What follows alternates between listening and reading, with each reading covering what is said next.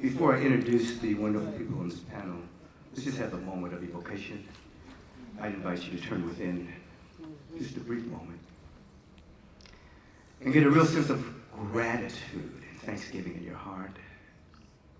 We rise up in this field of gratitude which clears the perceptual windows and allows us to recognize that the great power, the great presence, the great love that is everywhere, the presence that is never in absence, is orchestrating everything.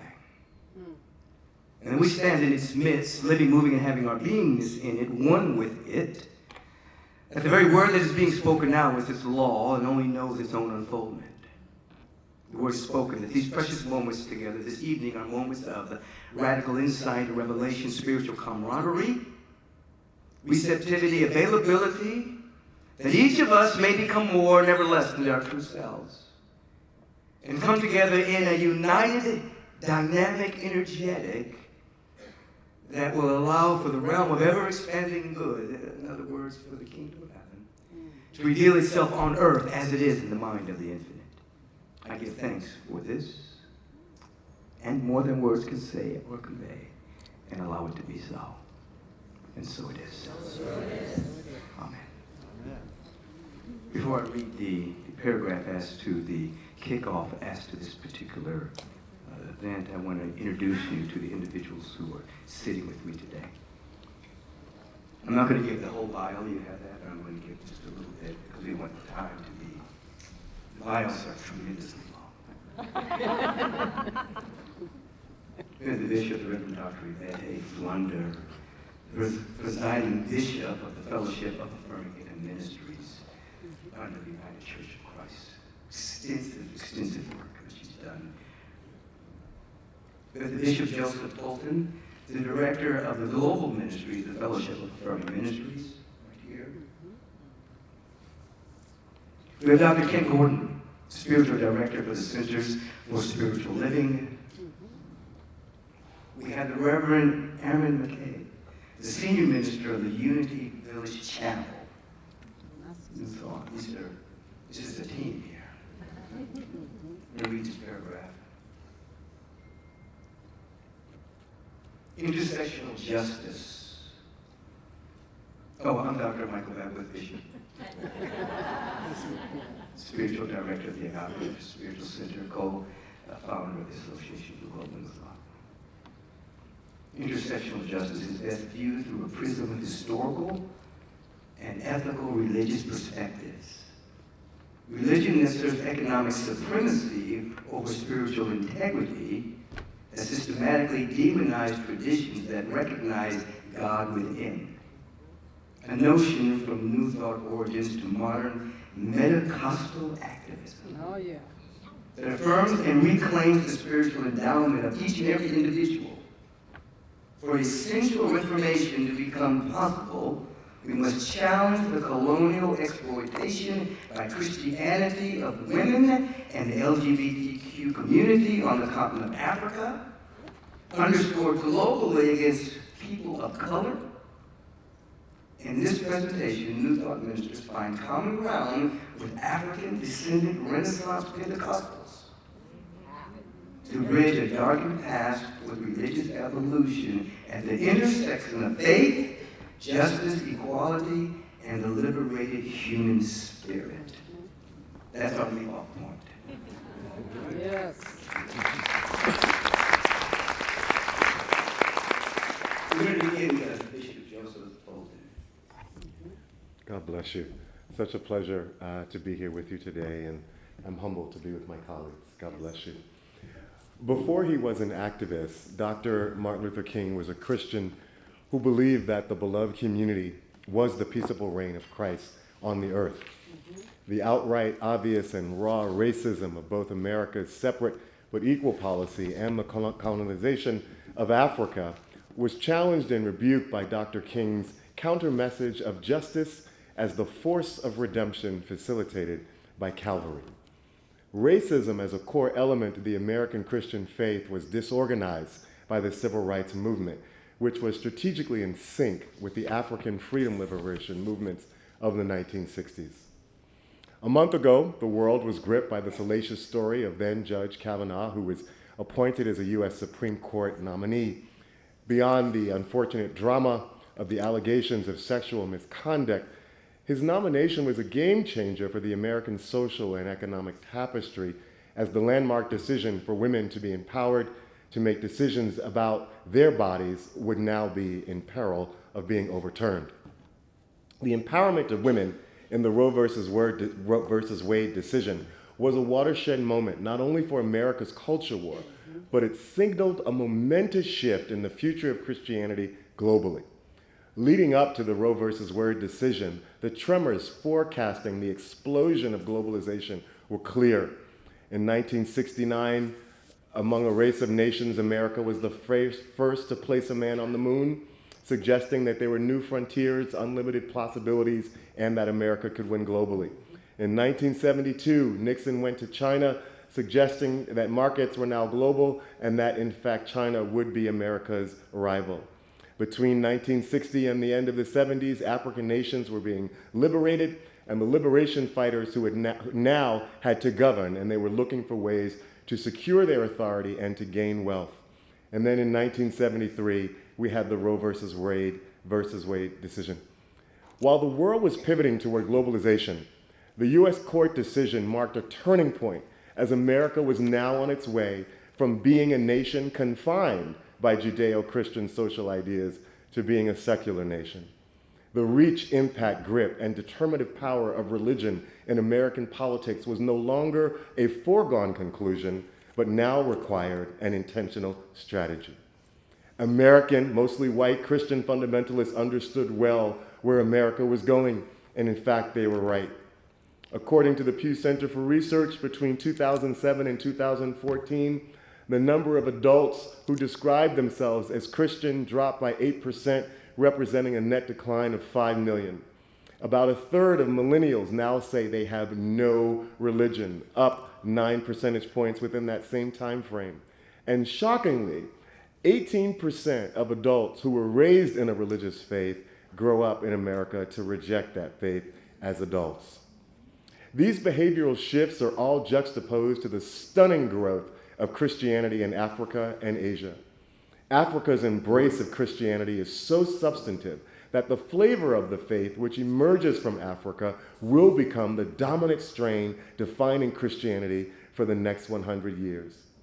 The strategic focus of American Christian fundamentalism since Roe v. Wade has been twofold. Domestically, racialize the American culture wars, create economic trauma for people of color, and socially disenfranchise gay, lesbian, bisexual, and people of trans experience. And the global strategy has been to implement a postmodern project of spiritual colonialism, one purposed to save the faith from American liberalism while at the same time conquering new markets. The success of this strategy has been the finesse of its operational technique. There was a need for a marriage between the elite and the faithful. The faithful provide funding and are the messengers for the globalization of America's culture wars and establishing a new terrestrial home for the kingdom of Christ on earth. And the elite find, exploit, and dominate pliable international markets. In the African context of political autocracy, economic stagnation, and staggering unemployment at the grassroots level, combined with an aggressive birth rate, a determined sense of agency, and a fierce struggle to reimagine its authentic culture and claim a sense of human decency. It is in this context that American religious fundamentalist elite and the faithful have set out to work with the religious establishment in many African nations. The strategy is clear. Create moral panic among the masses in Africa. The warning cry is that American liberalism and sexual promiscuity was looking to take Africa. After you've established a threat that distracts, the masses will be so embroiled in a nuclear social struggle of their own making, they will become exhausted but feel empowered because they found an enemy that they can now defeat. Exhausted, the masses now have no interest or energy in confronting the economic exploitation or domestic corruption. All the while, the American ecclesiastical elite has now provided inroads for American corporate tycoons to have unfettered access to African resources and markets. The elite in America make money, the faithful in America are satiated, African dictators and business people are well paid and power is maintained, those on the margins in Africa, women and queer people are at risk, and the faithful in Africa remain poor and manipulated on their way to church on Sunday. Well said. Now, Bishop Kelly, Bishop Flunder will respond, then Dr. Gordon, and then Erin. First of all, it's going to be very important that I clear one part of my introduction, and this is not on my speaking time.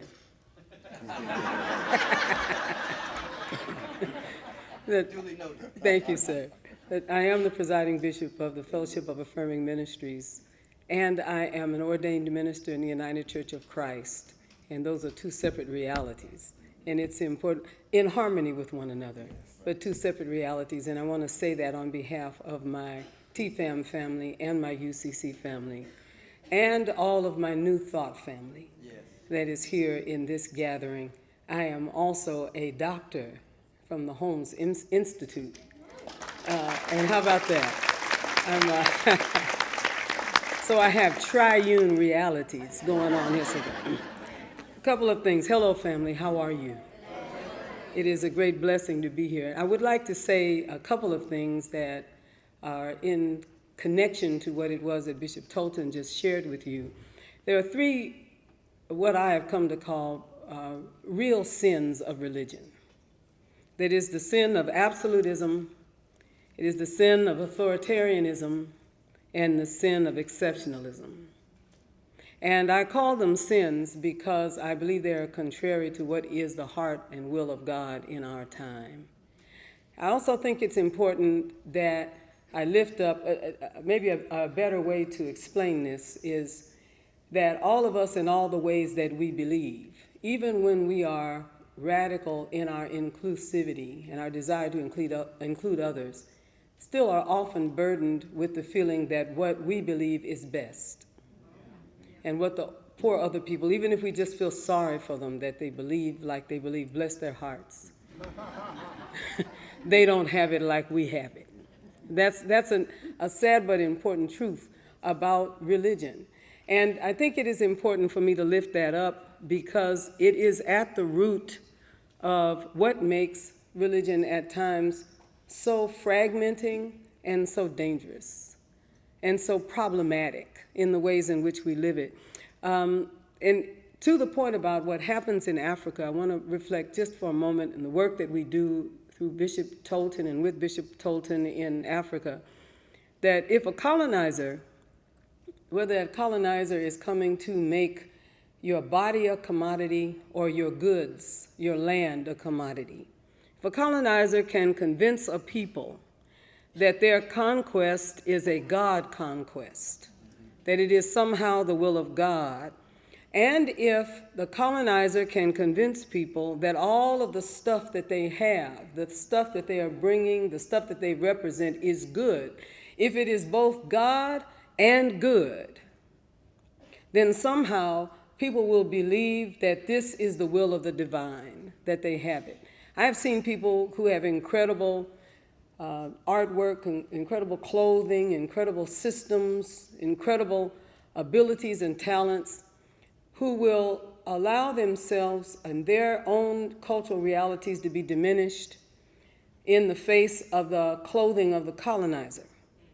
I've seen people put on clothes that were almost disposable just because they looked Western, and take off the clothes that are the clothes of their heritage because they thought it made them more powerful, because those are the things that were the clothes of the colonizer. When I say that the sin of religion is absolutism, authoritarianism, and exceptionalism, I believe that the sense of exceptionalism, or the thinking of exceptionalism, is finding its way mostly in issues of patriarchy, unfeigned patriarchy, and at times frail and weakened patriarchy, and racism and homophobia. And what really saddens me when I'm looking at it closely is that we have an opportunity to bring this back together as people of spirit. So from my heart to your heart, let me say, those of you who are the students of Ernest Holmes, those of you who are the students of the Fillmores, and those of you that are the students of Charles Harrison Mason and the Neo-Pentecostal movement at Azusa Street, that we are all of us in a room together, which for me is an incredible reality.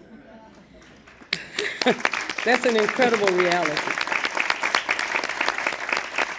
And I believe that we have an opportunity to revisit what it was about exceptionalism, authoritarianism, and absolutism that divided people of spirit who came along in a very similar time and space, but could not be together because of issues of gender, because of issues of race, and because of issues of power.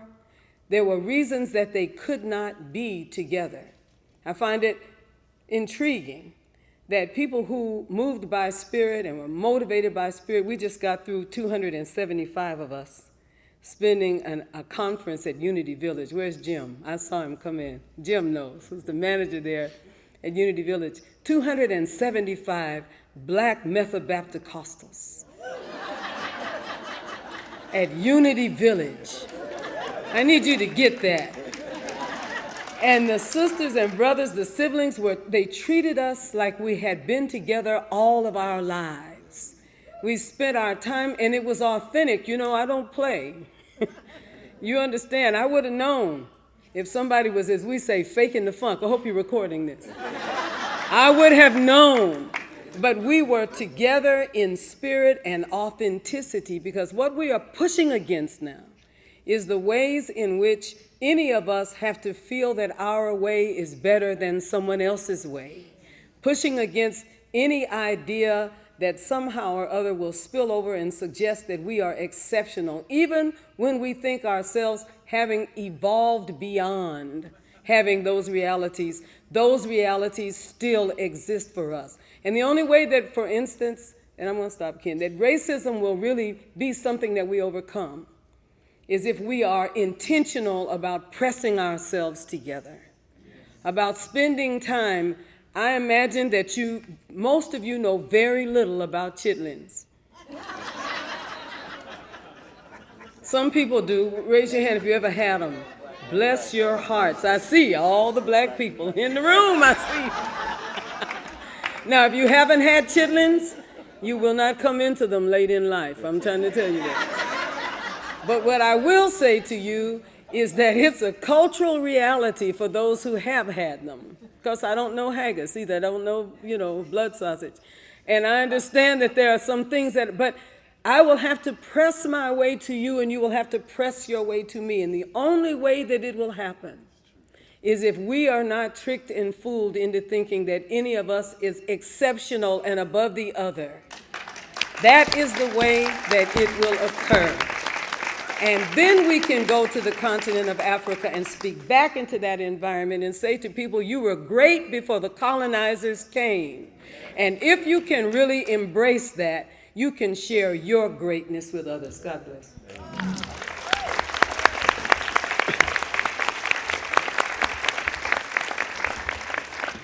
I absolutely bless the day that our Strategic Alliances Committee made connection with Bishop Yvette and her family, and now our family. We're affiliated organizations, CSL and the Fellowship for Affirming Ministries is affiliated. That's right. So we call ourselves family. That's right. It is true. And it's true. And I'd just like to share that that things are changing for a positive way. There's a great thing that is happening in the world right now, and that is that we are awakening, and we are moving into a new age, a new way of being and a new way of living. We just came from what do they call it? The workshop next door, as a matter of fact, and Senator Roach there said that we're awakening and we're moving into a new way of being. And he said the one that we're in right now, the one that we're being shown, the one that's being demonstrated, to a certain degree, the one that's being voted on even as we speak, Yes. is the death throes of the last of the slaveholders. Yes.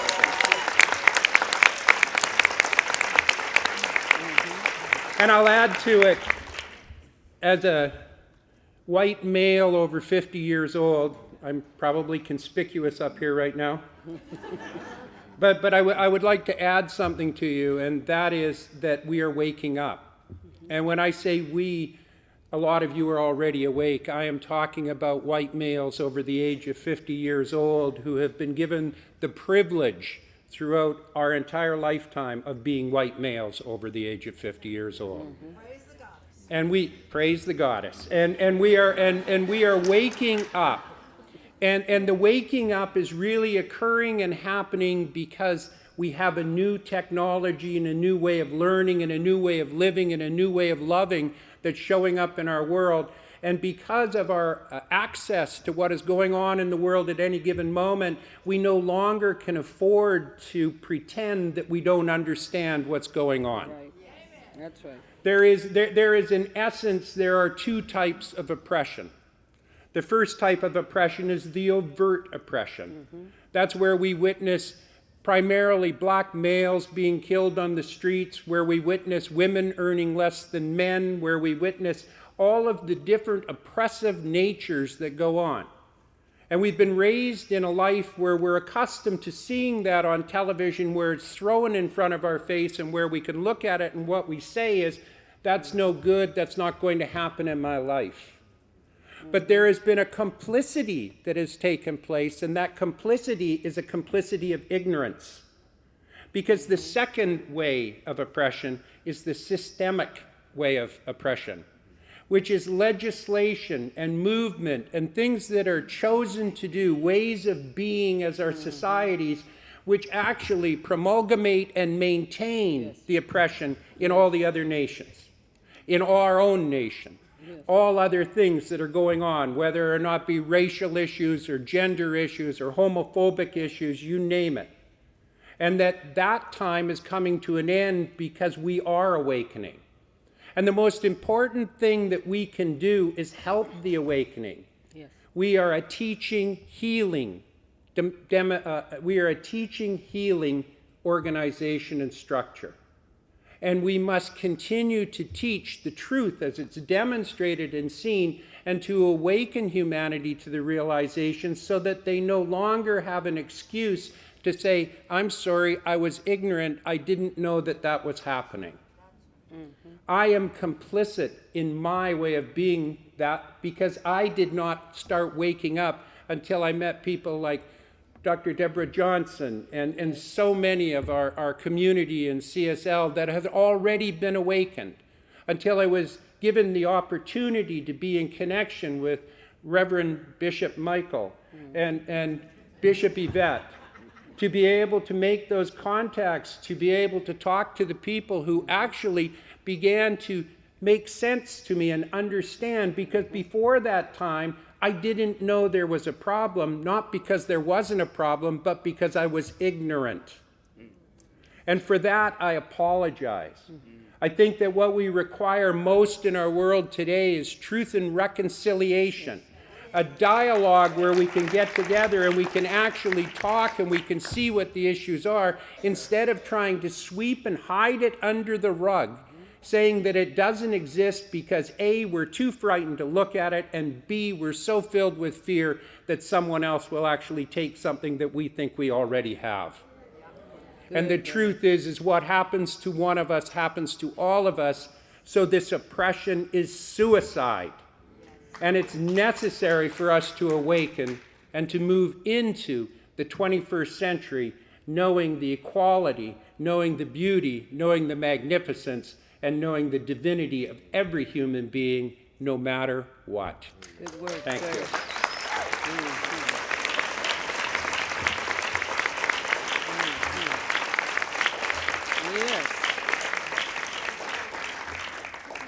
a key to the healing is acknowledging the practice of divinity within, the spirit within that guides everyone, and acknowledging the truth that we don't need a mediator, that we don't need someone to interpret source for us, that in fact that level of acknowledgement, that level of oneness being demonstrated in our spiritual practice can awaken us to a new reality, and a new reality that does not incorporate dominion by an external authority.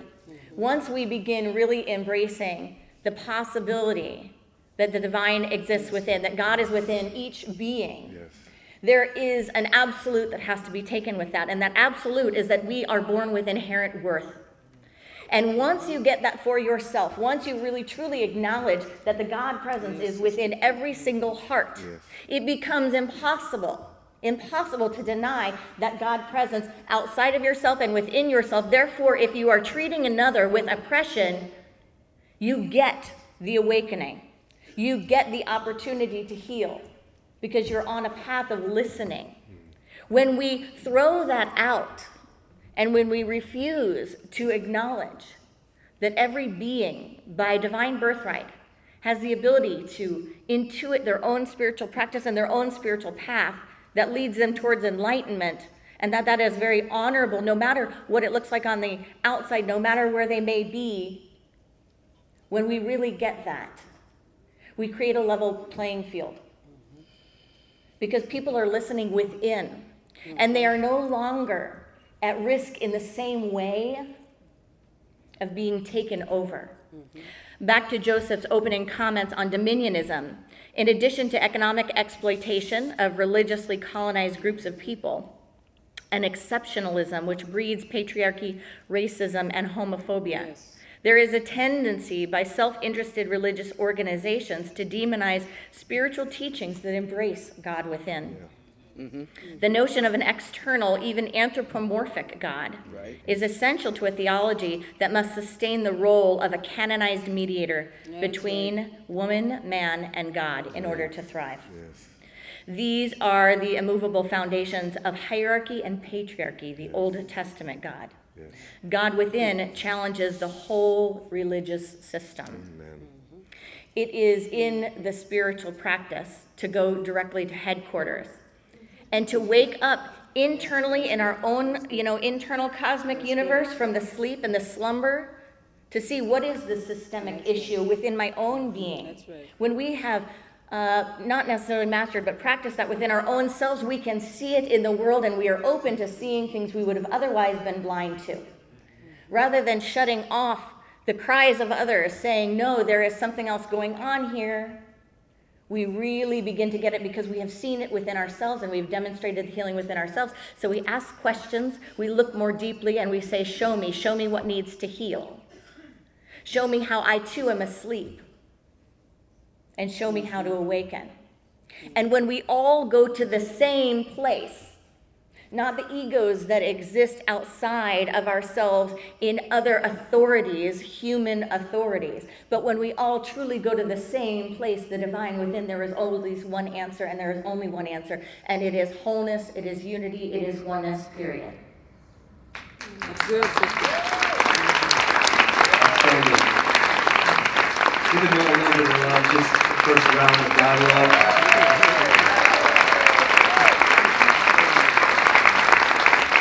As you see the panel up here, Bishop Flunder kind of spoke to it in terms of pressing up against each other. Reminds me of Dr. Howard Thurman's statement that it is impossible to love humanity in general. You have to love humanity in particular. So to say you love humanity means absolutely nothing unless you can love the individual right next to you in your own neighborhood, or reaching across the aisle, or going beyond certain sexualism and actually meet people. So this is what's happening.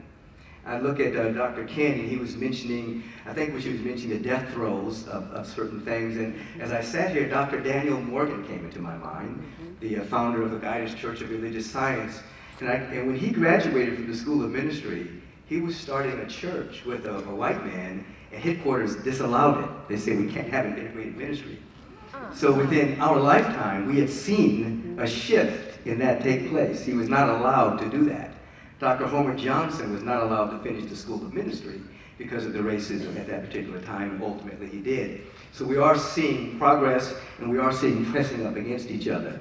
How we're going to go from this moment is we're going to allow the panel to respond to each other for a couple of moments, anything that came up out of this conversation, and then you can come to the mic with comment, question for the panel, or just if you have something that's emerging within you based on what's said, this would be your moment. So if there's anyone on the panel that, because sometimes you spark each other's creative genius and want to add to what you've already said, this would be the moment.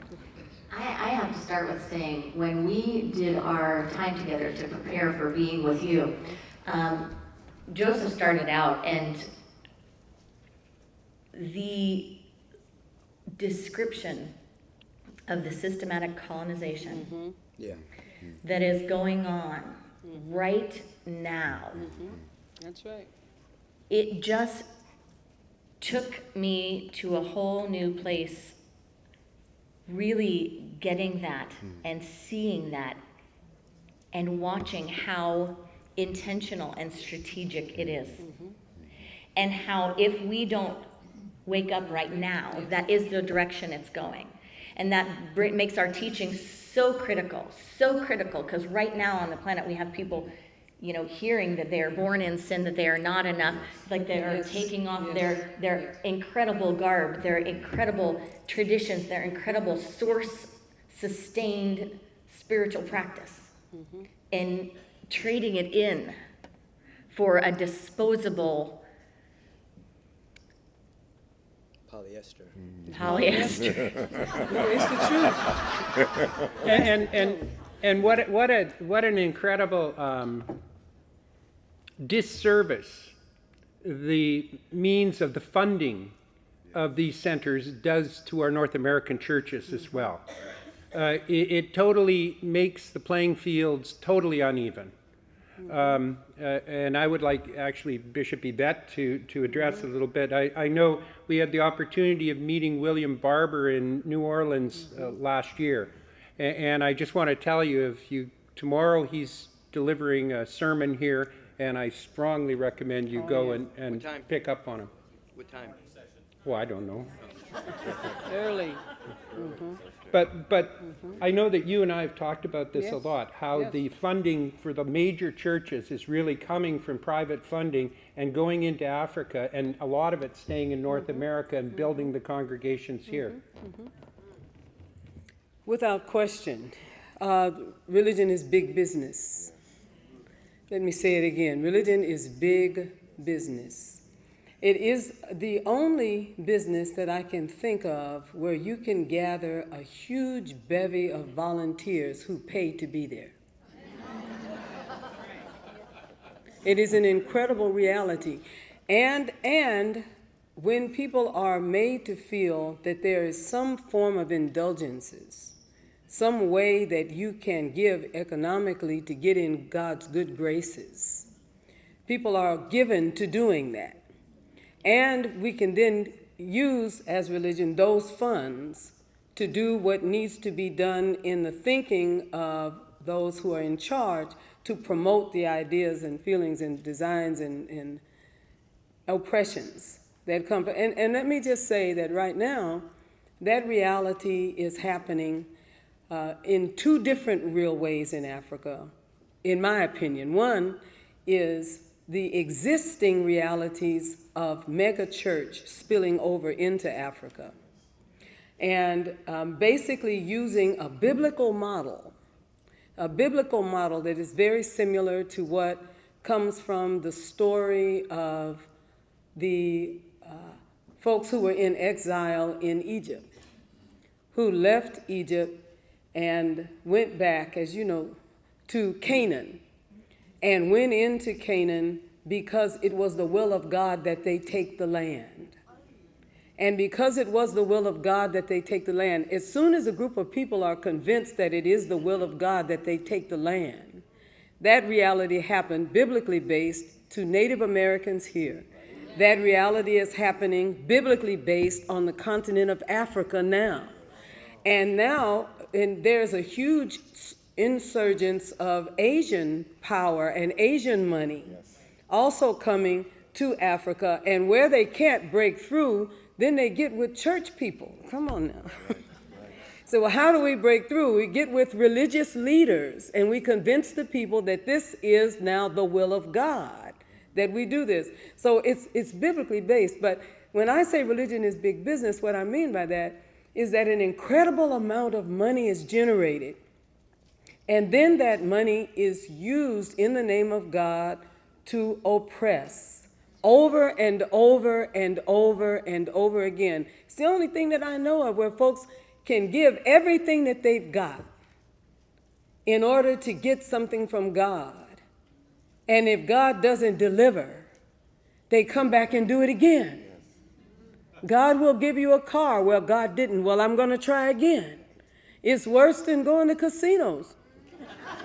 It is amazing to me, but it does work. And big industry has learned how to do that in a macro way, the way it is done in many places in a micro way. And let me also just say this. There is this work that we are doing, this combining of New Thought and Pentecostal thought is holy work. This is incredible holy work. And I'll tell you why I say that it is holy work. Because what we are actually doing is writing epistles with our lives. We are adding to the extent literature. We're adding to the extent writings of text, of mystics who have come before us. Because there's a pattern in that text that is oppressive. And it is not giving life to people. And people are modeling themselves after a pattern. Now, there's some good stuff in there, but there's a pattern that doesn't give life. It conquers, and it takes over, and it diminishes, and oftentimes destroys, and then gets people ready for eternal life. It has connected to an apocalyptic eschatology that will not let you care about the present time. Come on now. Because you're way too focused about getting ready to go. Do you understand? And going to heaven. I'm a Pentecostal. We didn't vote. You don't hear me. The reason we didn't vote is because Jesus was coming on Friday. And it was pointless for us to engage in, because it was all about getting ready to go.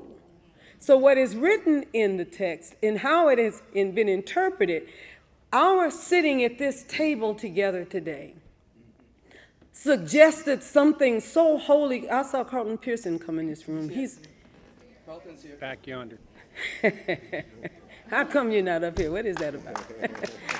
God bless. Come on, let's at least praise God for his presence. I'm glad that you're here, brother. That's my brother right there. He is a Metacostal, a metaphysical Pentecostal.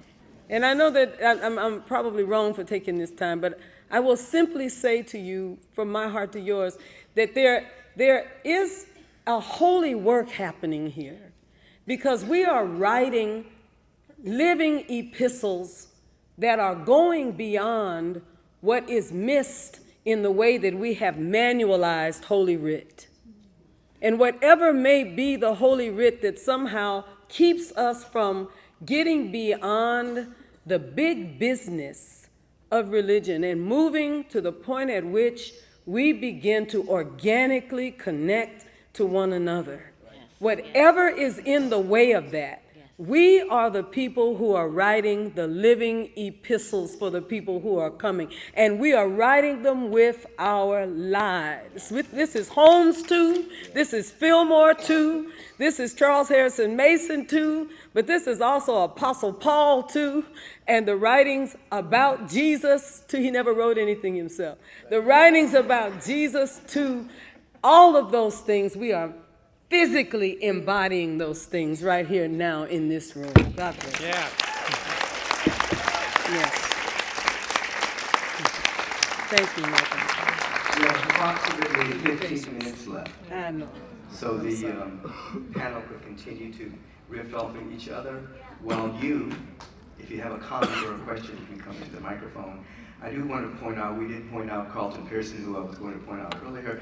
We also have Muzi here. Yes. And Muzi was a great Pentecostal minister in South Africa, big megachurch, had a spiritual awakening, and came more into the new thought, bridging Pentecostalism with new thought, and has been putting on major conferences in South Africa. Yes, brother. Carlton Pearson, myself, Lisa Nichols have had the opportunity to speak there, and I've been trying to introduce you to Bishop Flunder, Yes. so I think my job is going to be finished today. Yes. There are some questions. We need the floor mics on for the comments. Is it? Yes. No? It's on now. Go ahead and speak. Okay, I just wanted to add a couple different ideas that I had from working at Unity churches in Nigeria for the last 20 years. One of the things that I have seen is the message that New Thought has there is so profound, because when you see 13-year-old girls believing that they are the channel of the infinite intelligence of the universe, they say, I want to go to school. Yes. They say, I want to do this. When James Trapp and I sat there and 200 youth sat outside for 2 or 3 hours in the sun waiting, and then the young man said, do you really believe that I have within me enough that I can go to school and become a doctor? Nothing in my life. He had no parents, he had no income, he had nothing, and today he's a doctor. Yes. But it was that belief that is so expansive. And it doesn't, and that tradition doesn't say there's one over another. Yes. But the question I have is, so what's the next step for us in our churches, and what's the next step that we can take in Africa? So I have the pleasure of working intimately with mostly LGBTI people of faith throughout East Africa, but also traditional congregations. And we are doing the hard work of having very intense, rigorous theological conversations about the scriptures and how, in fact, the scriptures actually came over to Africa on a boat. And that given that they came over on a boat and were introduced by the oppressor, we have to detangle our oppressive lens, whereby which we see the scriptures and impose on the scriptures so much of our preconceived pejorative ideas about, in particular, queer people. We're doing that work of changing hearts and souls, one heart and one mind and one person at a time. And we are very, very excited to have you all walking with us and working with us. And let me just quickly say that I believe a part of our ability to press ourselves toward each other is to press beyond that which separates us. And I think Dr. Kenn spoke to this idea in that we know that dominion is grounded in the idea of patriarchy. And I think that what's so special about the coming together of New Thought believers and us as Renaissance Pentecostals is this ability to revisit who and what is our God view, because that, of course, determines our worldview. And when we think about God the Creator, we think about He who created us out of the dust and gave us our form. And He is our God. He has been turned into a militarized version of God's self, rooted in the Hebrew scriptures and exploited therefore. As Bishop spoke to the idea of the Chinese influence in Africa, they don't bring it from a religious perspective, but they still bring that patriarchal sense of male dominion and male dominance. What I think we can do together artfully is actually find that God that gave us breath. If He created us, it was she, the pneuma, the wind, the breath that was breathed into us. And she is the Ruha. She is the Spirit of God. She's the one we're looking for. She is the God within, needing to complement the God that gave us our form. And I think that we have a very particular capability to present that idea of not only God, He who formed us, but God, she, who is the breath, the God within.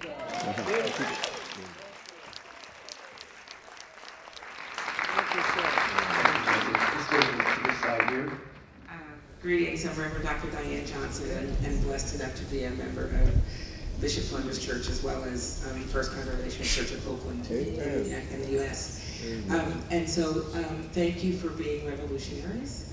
Thank you for being prophets. I'm awed. And I have a question around the pressing in, and I want to ask, what's one piece of advice or wisdom that you can give those who are who hold dominant culture? So whether it's around gender, whether it's around race, whether it's around class, one piece of wisdom that will help move past the discomfort of pressing together, especially often when there is the conflation of comfort and safety. I don't feel safe. Well, no, you're pretty much safe. You might feel uncomfortable, and there's a difference, but that often is conflated. So if there was one piece of advice that you could give those who hold dominant culture, wrestling with the discomfort of pressing into. I'm not sure that it would be the exact answer, but I know that when we came together and connected, what we decided to do was to throw away our dogma and doctrine in relationship with each other. And by throwing away the dogma and doctrine, what it allowed us to do is to get to know each other without any threat. That's right. And without any challenge. That's right. And once we began to know each other without any threat and without any challenge, what happened is we fell in love with each other. Yeah. And when we fell in love with each other, we suddenly could hear what the other was saying. And when we could hear what the other was saying, we could define it and translate it into our own words and make it valuable for us. So when we talk about a dominant culture, I think what we need to do is we need to love them into listening to us. Not fight with them and argue with them so that we're right and they're wrong, but instead coming together in connection. So what we do is lean into each other. So we remove the fear and then just allow nature to take its course. Yeah. And I hope that's helpful. Of course you can. Can I just say one thing to you? That I think the other piece that we really learned to do is we decided to stop objectifying each other. Is that helpful? I can sit across the room and I can say, you know how white men are. All of them are like that. They're all like, and as long as I'm across the room, if you understand what I'm saying, then I can, and I mean that literally and figuratively, I can come to those conclusions perhaps based on some real experiences.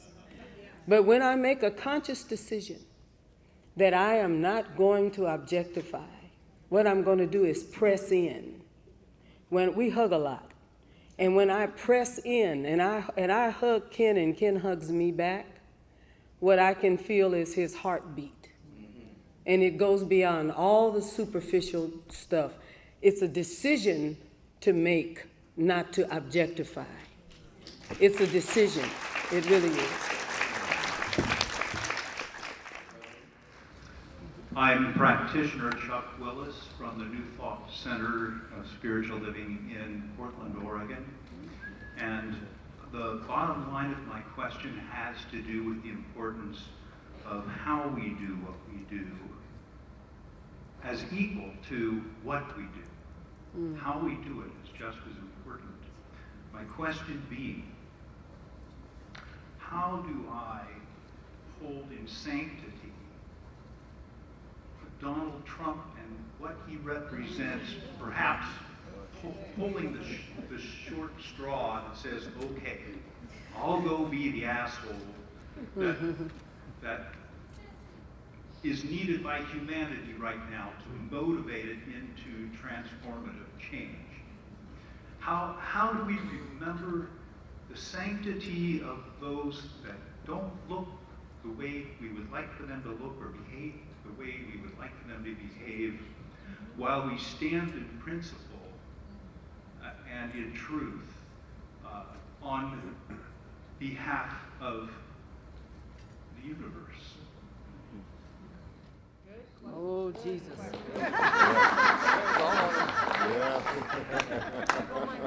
Who would like to respond? How much time do we have?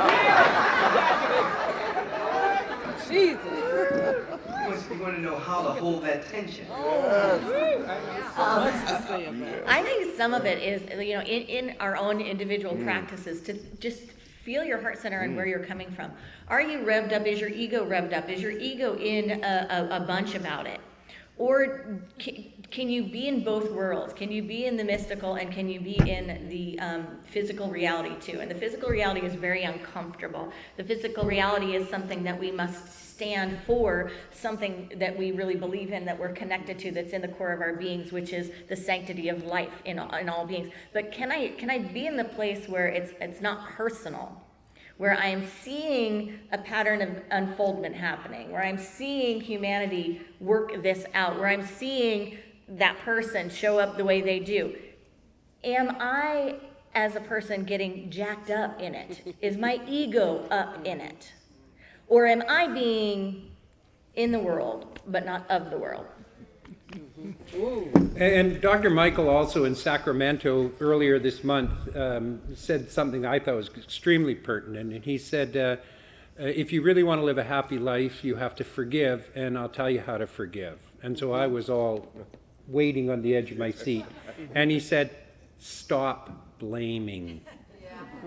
And the minute you stop blaming, what happens is the forgiveness comes. And it's unfortunate for most of us that we have some people in our lives that we like to blame. And I believe that if we practice no blame, what we'd find is there's nothing to forgive. Okay, so I'm in trouble. So I may as well be in trouble. Good, do it. God help me. Do it. Here it is. I do not believe that there is any salvific value in suffering. And I need to put that out there.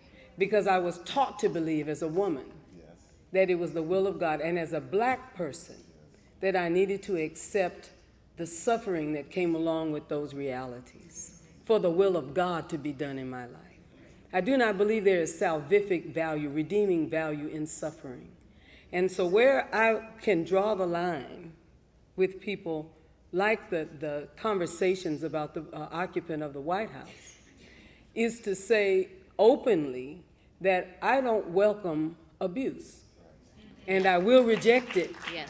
And I will push back against it personally, and for my people, and for my community, and for my friends, and for my children, and for my earth. Can I go on? Yeah. I will push back against abuse, and I think that is also holy work. Yes. I want to say just a word or two as well. Say just a word or two. Just a word or two. Good for yourself. We know the statement that the bigger the light, the bigger the shadow. And so what used to be peripheral years ago is now central. We're talking about things like affirmative prayer, meditation, etc. And you have so many people on the planet now that are doing spiritual practice. And so there's a great light on the planet which allows the shadow to be seen easier. So that which has been hidden, the homophobia, the racism, the bigotry, the hate, or it wasn't popular, it wasn't vogue to be a supremacist, has now surfaced. Yes. And so the occupant of the White House has fomented a condition for that which has been hidden to surface in order to be healed. Yes. So we're looking at progress. It can't hide any longer. Amen.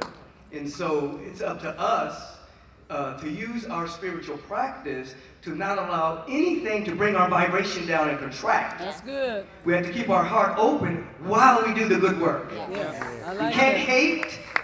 We can't blame. That's right. We see it and call it what it is. Right. Well, we have to walk forward with an open heart like in order that. to bring heaven to earth. Good teaching, sir. I like it.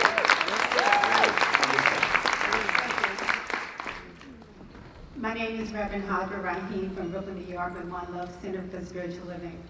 And my question is mostly directed to Reverend Kenn Gordon. Yes. When you talked about the white male over 50 and awakening to that reality and getting rid of the ignorance of that institutionalized racism and institutionalized white privilege, how do we reach those white men over 50? By speaking the truth, by demonstrating it and not being quiet anymore. And you know, I use the same analogy as what's being shared here with about my grandchildren. When I see my grandchildren running with scissors, I take them away from them. I don't take them away from them with hate and anger. I take them away.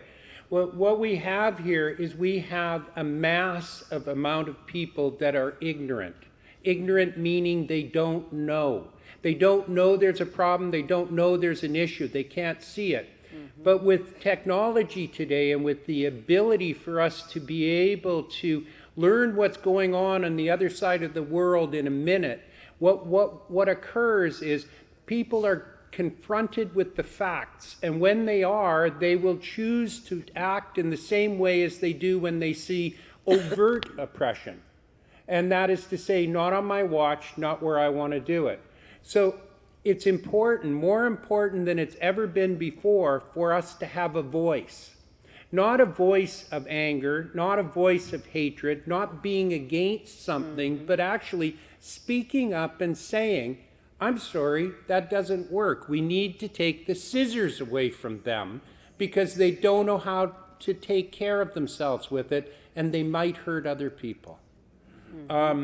And what I'm seeing from in my world, okay, was that even 15, 16 years ago, I didn't have a clue of the institutionalized oppression. I thought this was the way life was. I thought that's just the way it was. And shame on me because I had the access to the information to learn it, but I didn't know there was a problem in the first place.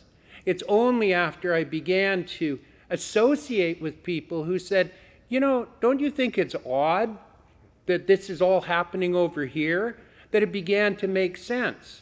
And I believe that there is a huge population of at least North Americans out there who are in that situation, and if they knew the truth, they'd respond to it effectively, and they would respond to it positively. And they couldn't deny it anymore. And that's what's happening in our world, and we need to speak about it. That's good, brother. And I have to say, people have to fall in love. The way Michael was saying, you can't fall in love with the whole world, all of humanity, but specific. It has to happen specific. And you may think of love as being, oh, what are you talking about? Love again, love again. No, really, people have to fall in love person to person, because the moment you meet someone, the moment you press in, the moment you come together and you see that and you fall in love, you cannot fall out of that. And that will break through every barrier that the ego tries to construct that will keep people separate. And it will. We know that it does. And that's how it has to happen. And that's the bad news of the good news. We want to solve these things. We want to do this global reform. And the truth is, it's going to be, like you said in Africa, person to person, heart to heart, moment to moment. Amen.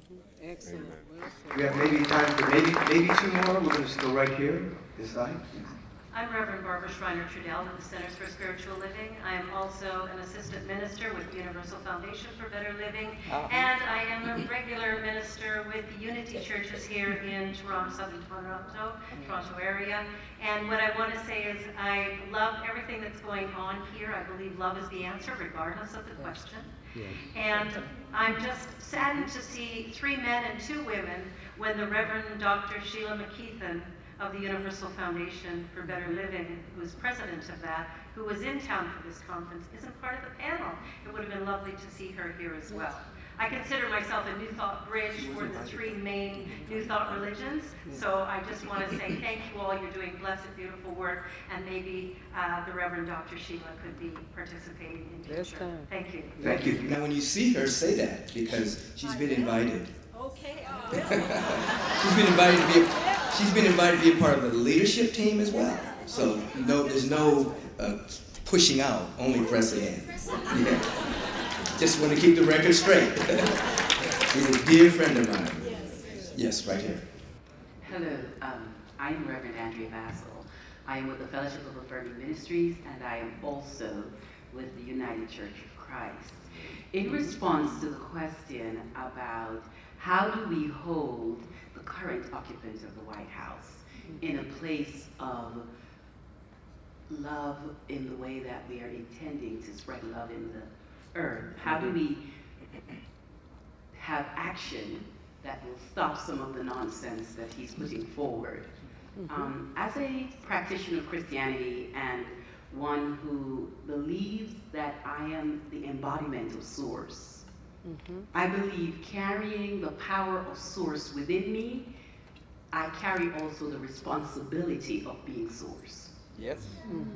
And therefore, it is my responsibility to act in a way that moves the planet towards what Christ called loving God, loving neighbor, and loving self. Yes. Yes. And when I see action happening, like putting children in cages, Yes. that is diametrically opposed to that, then as the embodiment of Source, I have a responsibility to stand up and say no. And that no goes beyond just praying. It goes beyond just chanting. It goes beyond just meditating. And I'm not saying just to diminuate those actions because they are essential in shifting the planet. Yes. But it goes to the places where I must stand up and say, excuse me, you need to leave.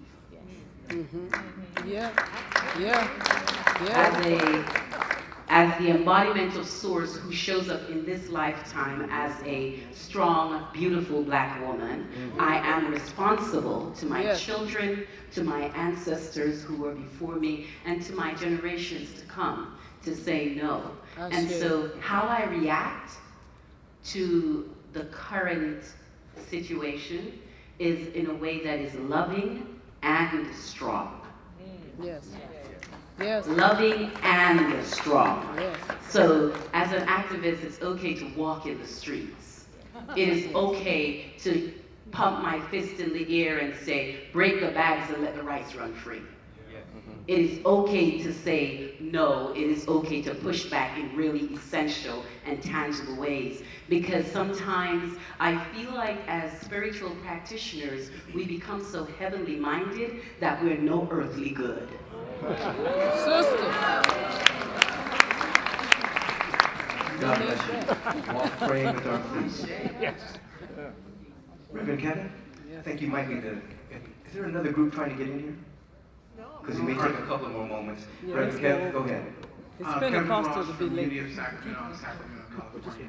It's I Pentecostal. want to just address really quickly what someone brought up about how do we begin to press into each other and make these connections. First of all, recognize, I want to acknowledge what this room is. This is the beginnings of that pressing in.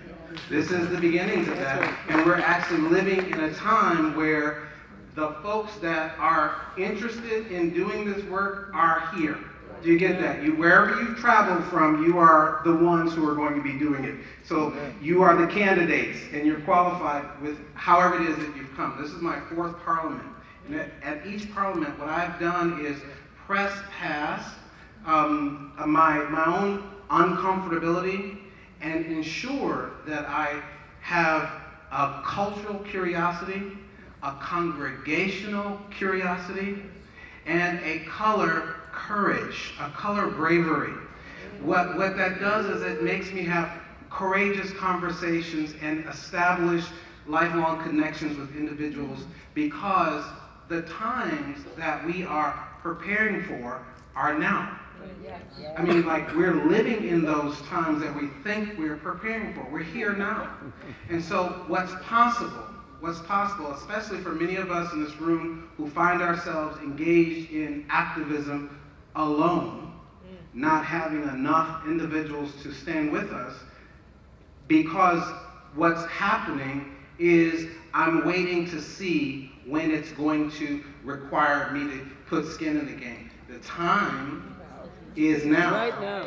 for That's right. us to move beyond allyship to brotherhood and really embody it in a powerful way. And sisterhood and humanhood. Let's get on to this world house business Get in the hood. together. If we just connect at this parliament, That's good. That's good. connect at this parliament, then we will take the world house to our neighborhoods. We'll take the World House to our congregations. We'll take the World House back to our cities. That's it. We need to build on what happens here. That's it. Namaste. That's it. Thank you, Yvette. Everybody can't do everything, but everybody can do something. Yes. Greetings, Reverend Beckwith. I'm coming from Reverend Anania, where students and secret leaders, Reverend Anania, so it's an honor to be here and see you. I want to have a courageous conversation. I would like to know, I work a lot with indigenous elders, the original peoples of Turtle Island, this land that we're on, and with original African peoples. And so I've heard amongst my elder this idea that new thought isn't new thought, it's indigenous thought. So I have, and sometimes they'll say they don't like new thought because they feel it's taking away from indigenous original people's thought. So I just wanted to kind of have this courageous conversation of why not, we're not really talking about the re-indigenizing of religion, of our schools, of our health system, instead of, like, because new thought can turn a lot of people off, and it's not new thought, like, this is ancient thought. So I just wanted to see what the panel thought, and I also wanted to raise this question of the earth is not being talked a lot about. I hear brotherhood, humanhood, but I don't hear beinghood. There's the beings of this planet, the fish, the seas, the animals, the whales, and how can we, I don't go to a particular church because I would go to Agape if you were in Toronto, but maybe somebody could tell me about something similar that's happening in Durham region where I live, where my children are, and we brought our children, so where are the children to hear this at this parliament and the young people? And so I really have this question of new thought versus ancient thought, and the idea of where is the earth in all these conversations, in our congregations, taking church into the forest, because the earth, Mother Earth is dying, and we need to like embrace that in our churches more. People go in and they don't think about the earth though, and that is a failure of religion, in my opinion, from my elders. So I do have a question. I think that leads to the knowing that that's another space of pressing in that's incredibly important. That's another place of coming together and pressing in. And also one of my favorite taglines for New Thought is when people say it's ancient wisdom meets new thought.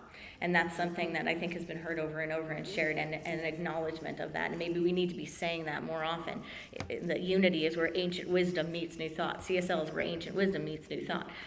Because that is a space, and in everything that any of us that practice the practice know, the second you separate how you treat the earth from any of this, you're out of integrity with the principle, period. And that is a place of awakening, and because it's a place where we have to really call ourselves out on our stuff.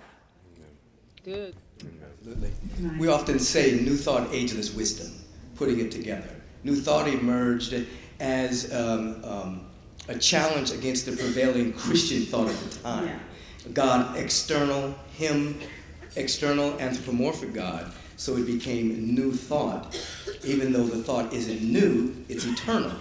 So it's not juxtaposed to indigenous wisdom, it's an embracing of that. So it's new thought, ageless wisdom is the entire name. Also, what most people call thinking is actually mentation, the regurgitation of the same thought forms every single day. A new thought is inspiration. When the mind of God takes over your life and you become inspired, there's a new thought that happens. So new thought is about the practice of opening ourselves up to having inspiration directly from the mind of God that shifts the trajectory of our life. So we're not just having the same thought forms every single day hanging in the status quo. So it's a combination of ageless wisdom and spiritual practice that brings inspiration. And as our wonderful minister said, we absolutely hold the sanctity and the sacredness of planet Earth.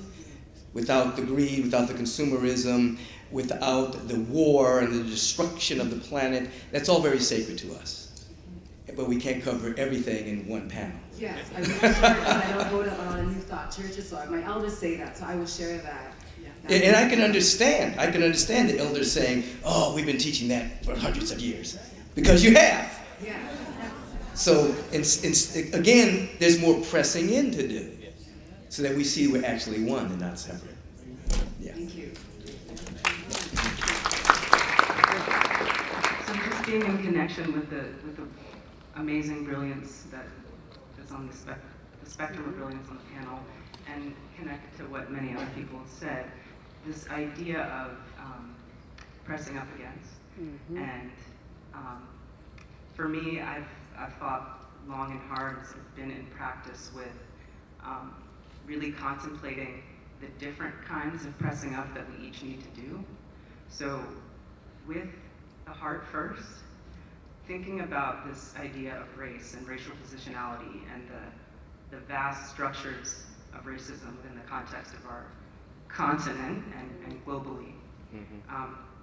Something for me that I often get, and I often talk about and also practice, is that we have to remember to stay internal and less external with pointing the finger. So when people talk about Trump or when people talk about the variety of different things on the outside, the first work, as people have referred to, is internal. And depending on what body we're in, that internal work is very different. And so when we get into the spaces together and kind of connect with the heart, white folks have to think about how the pressing up is different for them than it is for black folks, than it is for people of color. And in between folks of color, the differences in that pressing up, because it's very different work, and it's sort of starting fresh. Starting fresh, and like someone was referencing, really working with the ego to be able to start fresh. Because this work is we have a lot in here, and for generations we've been carrying it. So the starting fresh process has to be now, and it's really big, but doable and workable, and I love to connect with others who are in connection with that practicality, like many people were referring to, because it's real, and there's a lot of work to be done along with that pressing up against. It's that next phase and that beautiful potential that's there. So thank you. Thank you. Good. Thank you. Good work. We have 2 more comments here. Is there anybody want to? No, this is, I wanted to just say this as, it was just right on the top for me. It's that combination that has been lifted up in this room, that is embodied on this panel. I would say that I am an activist. I'm a person who plans, who marches, who writes, who knocks on doors, who makes a lot of noise, speaking truth to power consistently. It is, and those of you that know me know that that is a real part of what I do and who I am. However, I don't think that that alone is the work that we are called to do. We do have to have all of what it is that we talked about as spirit people and as people of intention and people of peace and people of power and people of new thought. It's just that one of those sitting by itself needs the complementary of the other. And what we are embodying in this room today is the work that's needed to connect those realities to each other. Some praying people need to get to work. And some working people need to get to prayer. 1 foot in eternity, 1 foot in time. Bring eternity into time. Reverend Stephanie. Hello, I'm Reverend Stephanie Clark, and I have a church in Africa. Yes. I started the first multiracial ministry in South Africa for New Thought. And I did that in the year 2000. And I want to let you know, we press up against each other in my church. Yes, yes. The ratio of black to white in South Africa is about 9 to 1, 10 to 1. Yes. And that's our ratio in my church. Yes.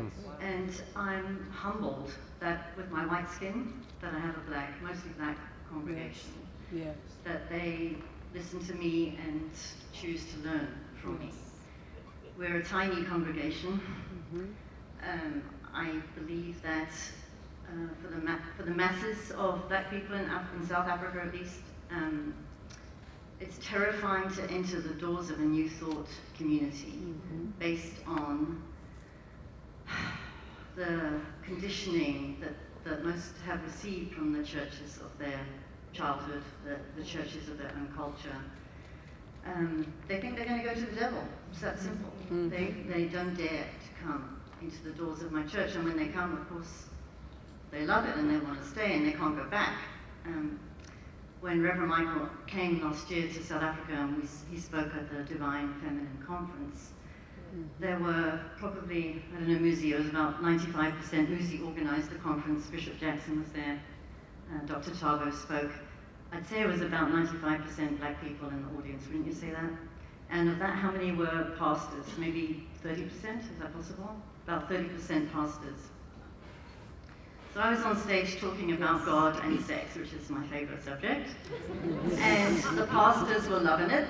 And Bishop Jackson explained to me afterwards, he said, Stephanie, do you realize if they really take on what you're talking about, they would be out of a job. If they really take on the fact that the patriarchal mythology of the Bible is misogynistic, they really take it on that it's stuff that's made up to serve a ruling majority. Absolutely. Or ruling minority at one point. How can they continue to practice how can they continue to preach from the pulpit knowing that what they're preaching is a mythology of division and separation? Yes. There's a lot of work to be done. Yes, sister, yes. But what I want to say in closing is that, Reverend Michael, I want to honor you for teaching visioning, because what I believe is that my church exists today as a result of visioning. It couldn't be otherwise. In my vision, before I left Agape to start my church in South Africa, it started with visioning just as Reverend Michael had founded Agape. And so in the vision, I can hold the possibility of racial unity. On earth, it's a lot more challenging. In my church, we have a lovely, deep anchored space of unconditional love. And I step out of my church and I have a white skin and I'm in a majority of, in a country which is a majority of black people who have a lot of anger and resentment towards white people still. And even the kids that were born after 1994, when Mandela came to power, we call them the born frees. They've still been conditioned and embittered by the stories of their parents and grandparents who were part of the struggle. Sure. So we're in a process of change for sure, and now black kids and white kids are going to school together. There's hope there. But for me, what I want to share now with the people here at the Parliament is that the vision is the core. That's the core of change as far as I'm concerned. And it's true we have to take action. But until I catch that possibility of equality, there's not much hope in the action, really, because I'm fighting against something. But if I'm fighting for that vision and moving towards that vision, then there's hope. Thank you for letting me share. Outstanding, beautiful. And regardless of the size of the congregation, remember what it used to be said in the traditional church, one with God is a majority. One with God is actually unanimous. That small group has a powerful impact. I think you are our last comment for today. Yes, thank you. So my name is Laura Knight, and I'm not a Meta Baptist into anything. I got it wrong, actually. But a few things. What was the last sentence you said? We missed it. I'm sorry? You're not what was the last thing you said? I'm not a Meta Baptist into anything. Yeah, you said something after that. Oh, I might be in the wrong place. You're in the right place. But, with that, there are a few things that I feel like in the spirit of love, I feel like clarity is important also, and is an important aspect of love. And as we were talking about white awareness and the process, I work specifically with white women around racism and dismantling that. Having said that, there was the speaking of ignorance and not knowing, and I feel like for me, that clarity is important, and I feel like children know. Children, this is something that's taught from us from birth. I'm speaking from the U.S. standpoint. In the United States, Jane Elliott is known for showing that children know. So there is a knowing, and there is a choice made every time the racial topic comes up non-verbally, verbally, indirectly, directly, to be willfully ignorant. Right. And so, my soul just didn't sit right with it. And no, with all respect to you, sir. But from my vantage point, from what I have learned from white people that I work with, it is known. It is known before they know the language about racism and injustice and how to be on the profitable side, the beneficial side of that injustice. And I just want to speak that again. Thank you, sister. Thank you.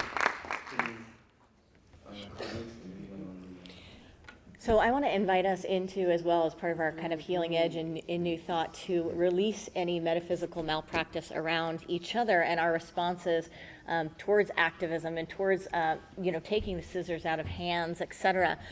Because something that can happen, when Reverend Michael said, part of the practice is to keep the vibration high. When I said, not getting jacked up, that doesn't mean not getting angry. That doesn't mean not responding. That doesn't mean not marching. That means all of those things. That means standing for something and creating a new cause, very powerfully, very actively, very much with the divine feminine that is fierce in a way. And it means also at the same time keeping the vibration high. And I think a lot of times in our spiritual tradition, we can engage in metaphysical malpractice. If we see someone with a power voice and a power stand or marching, we say, we should pray instead or calm down. Mm-hmm. It is disturbing not to be disturbed when humanity is bleeding.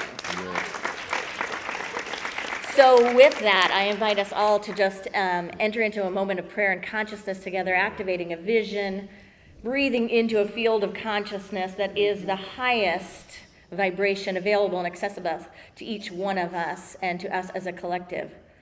This is the cosmos in force right here and right now. We allow ourselves to be open, to be movable. We allow ourselves to be transformed. We allow this transformation that is within, this knowing that is within, this unity that is within, to be activated in and around our world. We call it forth and we call it so. I see. Mm-hmm. Bishop Pearson, would you come and close us? Pass it to him. He's coming. You speak and then pass it to him. It's my joy to have been able to share with you all today. And it's my joy because in my country, there's a shift. And I don't know, because I'm not looking at CNN right now, what the shift has been, but I can feel it in my spirit. There is a shift that is happening. Somebody's been praying, and somebody has been trusting, and somebody has been believing, and we are on our way to our what's next, whatever that is in the divine will of God. I'm ready. How about you? I'm going to ask my brother if he will close us. Jesus made a reference to old wine and old wine skins. New wine and new wine skins. New thought is the new wine. You must help create the new wine skins. I'm tired of old wine skin, and old wine O's. A whole lot of whining. Shift the energy around where you are. Just put your hands up and stretch. Yes. And let's get drunk on some new wine. New wine. Let's dance in the new wine. Let's create it. Mm-hmm. We have vineyards among us. Yes, God. Let it be so. The wine is not in the grape, it's in the cluster. Yes. So let's squeeze it out and enjoy it. Yes. Eternal Mother and Father that parented our existence in this plane of consciousness. In the farthest reaches and regions and rhythms of consciousness, we hear the sound of the rushing mighty wind, blowing through to and as us in the earth, clearing the air, purifying the self and soul and the cells of our being, and creating in us a clean and new heart and renewing a right spirit within us as us. Thank you for the wisdom of this council and for the collective generosity of this room, for the great talent that has come to us from you and as you. Yes. We collectively embrace all that we are and are becoming together, and we say yes. Yes, God. In the name and nature of all that's good in God, my soul delights in you. Thank you, great God, as us, in us. Yes. And so it is. So it is. Somebody high five and say